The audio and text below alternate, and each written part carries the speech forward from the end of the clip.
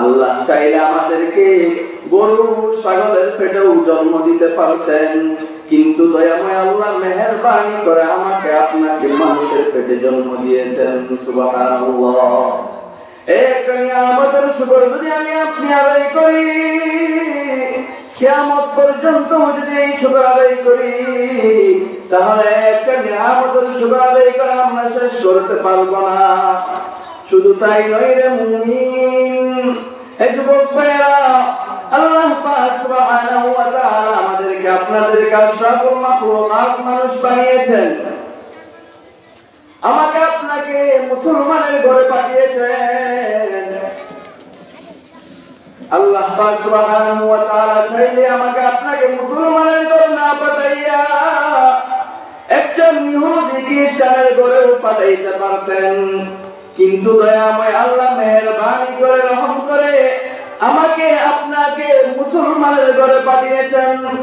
একটা নিয়ামতের শুকর আদায় করতে গিয়া সারা জীবন যদি আমরা সিজদায় লুটিয়ে পড়ি, সারা জীবন যদি আমরা আল্লাহ পাক সুবহানাহু ওয়া তাআলার জন্য সিজদায় লুটিয়ে পড়ি, তারপরেও এই একটা নিয়ামতের শুকর আদায় করা আমরা শেষ করতে পারবো না। হে প্রিয় যুবক ভাইরা, আল্লাহ পাক সুবহানাহু ওয়া তাআলা আমাদেরকে মুসলমানের ঘরে পাঠিয়েছেন। শুধু তাই নয়, বিশ্ব নবী, শ্রেষ্ঠ নবী, মহামানবের নবী সাইয়্যিদুল মুরসালিন হযরত মুহাম্মদ আরবি সাল্লাল্লাহু আলাইহি ওয়াসাল্লাম আমাদেরকে দুনিয়ায় পাঠিয়েছেন। বিশ্ব নবী মুহাম্মদ সাল্লাল্লাহু আলাইহি ওয়াসাল্লামের উম্মতের দিকে তাকাইয়া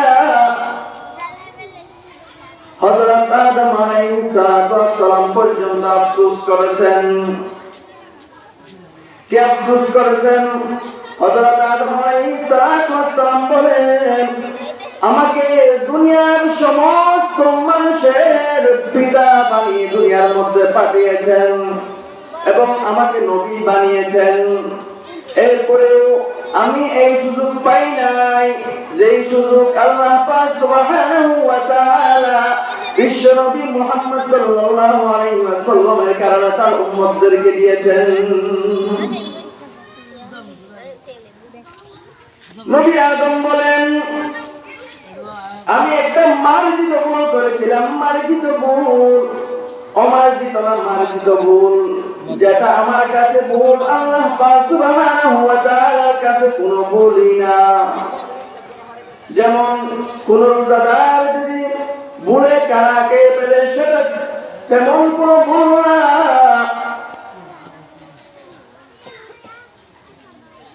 আমি যেটা ভুল করেছিলাম সেটা মার্জিত ভুল, আমার কাছে ভুল, কিন্তু আমার আল্লাহর কাছে ভুলই না।